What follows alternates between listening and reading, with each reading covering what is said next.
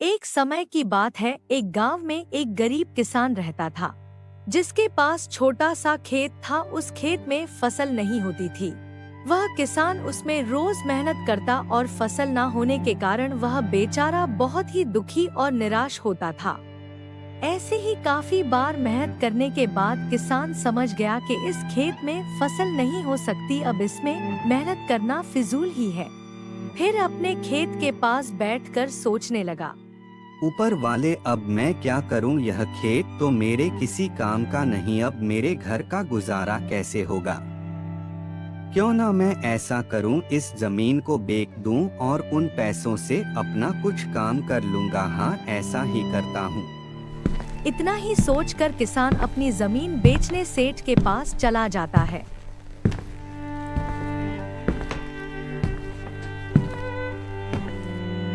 कैसे हो सेठ जी? मैं तो ठीक हूँ, बोलो गोपाल, कैसे आना हुआ? सेठ जी, आपको तो पता ही है, मेरे पास वह छोटी सी जमीन है, उसमें काफी मेहनत के बाद भी फसल नहीं होती, जो मेरे किसी काम की नहीं। मैं सोच रहा था क्या उसे जमीन को आप ले लें और उसमें कोई काम कर ले और मुझे पैसे दे दे, जिससे मैं भी कुछ काम कर लूंगा, इसमें दोनों का काम हो जाएगा। गोपाल भाई, मैं आपकी जमीन तो ले लेता, लेकिन मजदूरों को मैंने कल ही पैसे दिए हैं। मैं जब आपकी जमीन लूंगा तुमको बता दूंगा। इतना सुनने के बाद गोपाल निराश होकर अपने घर आ जाता है। अजी, आप कहाँ थे सुबह से? मैं सेठ के पास जमीन बेचने गया था, लेकिन सेठ जी ने कहा कि मैं कल ही मजदूरों को पैसे दिए हैं और मेरे पास पैसे नहीं हैं। जब पैसे होंगे तो तुमको बता दूंगा। अजी, अब हम क्या करें? हमारे घर का तो राशन भी खत्म हो गया और हमारे पास इतने पैसे भी नहीं हैं जो अपने घर का राशन खरीद ले।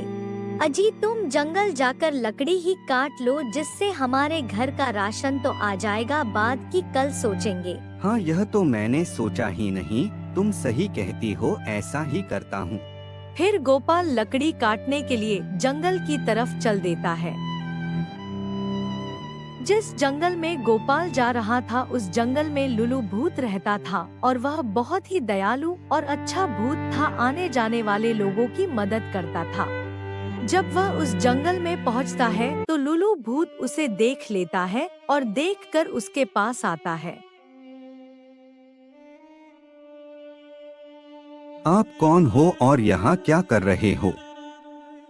गोपाल बिना डरे बोलता है, भूत भाई, मैं बहुत ही परेशान हूँ। मेरे खेत में काफी मेहनत के बाद भी फसल नहीं होती और मेरे घर का राशन भी खत्म हो गया और मेरे पास इतने पैसे भी नहीं जो मैं अपने घर का राशन लिया हूँ, इसलिए मैं इस जंगल में लकड़ी काटने आया था।